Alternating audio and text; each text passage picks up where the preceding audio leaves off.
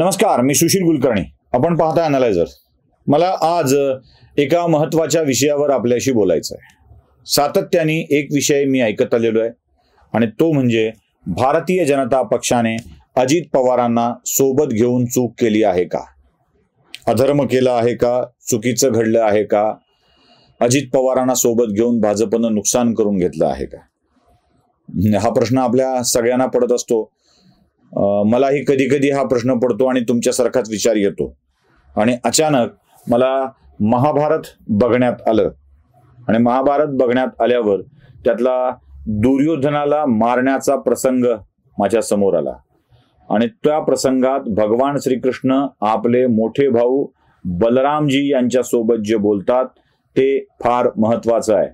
म्हणजे महाभारत या मालिकेतही आपण ते बघितलंय आणि आताही मी तुम्हाला ती वाक्य थोडीशी दाखवतो, थोडंसं ऐकवतो, कारण जरा कॉपीराईटचा इश्यू असतो म्हणून. पण ते मला तुम्हाला ऐकवायचं आहे म्हणून त्या व्हिडिओला मुद्दाम मी करतोय. हा व्हिडिओ तुम्हाला त्यावेळेसचा आहे. आधी पार्श्वभूमी सांगतो. भीम आणि दुर्योधन यांच्यामध्ये गदायुद्ध झालंय. या गदायुद्धात भीमाने सरळ सरळ वार केलाय आणि वार केल्यानंतर म्हणजे ह्याच्यावर वार केलाय, भीमाच्या दुर्योधनाच्या मांडीवरती वार केलाय आणि त्या वारानंतर दुर्योधन पडलाय. कमरेखाली वार केल्याबद्दल बलराम चिडलेले बलराम भीमाला मारायला निघालेत. कृष्णानं अडवलंय आणि मग जो संवाद होतो पक्षपात या विषयावरचा तो जरा तुम्ही नीट ऐका. आपने कभी दुर्योधन को तो नहीं टोका? क्या मर्यादाएं भी पक्षपात करती हैं दाऊ? कि यदि दुर्योधन किसी मर्यादा का उल्लंघन करे तो वो ठीक, और यदि मजले भैया भीम से किसी मर्यादा का उल्लंघन हो जाए तो उनके लिए मृत्यु दंड? ये न भूलिए कि जब अर्जुन और दुर्योधन दोनों इस धर्म युद्ध का निमंत्रण लेकर आपके पास आए थे तो आपने समय की इस चुनौती को स्वीकार नहीं किया. आप तीर्थ यात्रा पर निकल गए थे दाऊ, तीर्थ यात्रा पर. जब धर्म और अधर्म के बीच युद्ध होने जा रहा हो तब केवल एक तीर्थ स्थान रह जाता है दाऊ, केवल एक तीर्थ स्थान, रणभूमि. मर्यादांचं पालन कोण केलं पाहिजे असा प्रश्न आहे यात. भगवंतानी खूप सुरेख प्रश्न विचारलाय. ते म्हणतात मर्यादा न पाळणाऱ्या दुर्योधनाला आपण कधी टोकलं नाहीत दाऊ भैया. का मर्यादा सुद्धा पक्षपात करत असते? या सगळ्या प्रश्नांची उत्तरं जेव्हा आपण शोधू तेव्हा आपल्या सगळ्या गोष्टी लक्षात येतील. जर मर्यादांचं पालन फक्त भीमाने करायचं असेल तर मर्यादांचं उल्लंघन दुर्योधनाने करावं आणि सारखा सज्जनांचा पराभव करावा असंच आहे का? अहो, कधी कधी मर्यादा भंग करून सत्याचा विजय होईल यासाठीचे प्रयत्न करायचे असतात. यालाच धर्मयुद्ध म्हणतात आणि हे भगवान श्रीकृष्णाने सांगितलंय. दुर्योधनाने केलेल्या मर्यादा भंगाचा विचार कधी डोक्यात येत नाही का? लाक्षागृह जाळलं, द्यूत क्रीडेमध्ये शकुनीला ते फासे बदलायला लावले, द्रौपदीला आपल्या मांडीवर येऊन बसवला, अभिमन्यूला फार वाईट पद्धतीनं मारलं, लहानपणीच भीमाला एका लाकडाच्या मोळीला बांधून नदीमध्ये फेकून दिलं होतं, युधिष्ठिराचं राज्य हडपलं होतं, त्याची बायको हडपण्याचा प्रयत्न केला होता. एवढंच नाही तर दुर्योधनाच्या मेवण्याने म्हणजे सख्या बहिणीच्या सख्या नवऱ्याने द्रौपदीच्या अपहरणाचा प्रयत्न केला होता जयद्रथाने, आठवत असेल तर.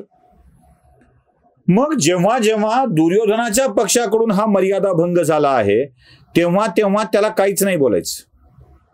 पण या असला आतताई मत्तकामी मारायचा असेल तर एक घाव मांडीवर काय घातला, मारल्या बोंबा, हे चूक झालं, हे चूक झालं, हे चूक झालं.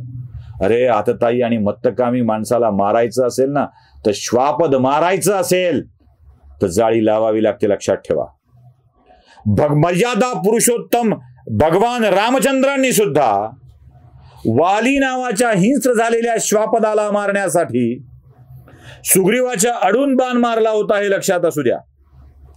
जेव्हा मत्तकामी झालेल्या, आतताई झालेल्या, वाईट विचारांनी वाढलेल्या माणसाला संपवायचं असेल तर कधी कधी मर्यादा भंग करावी लागते, करावाच लागतो.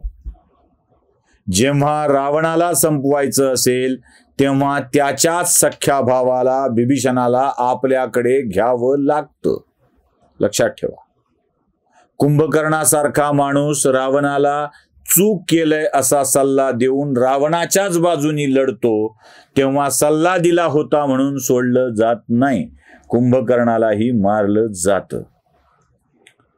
पण तू चूक वागतो आहेस, असं करू नकोस असं म्हणून अधर्माची बाजू सोडून धर्माच्या बाजूनं आलेल्या बिभीषणाला आपल्या जवळ केलं होतं, हे लक्षात ठेवा.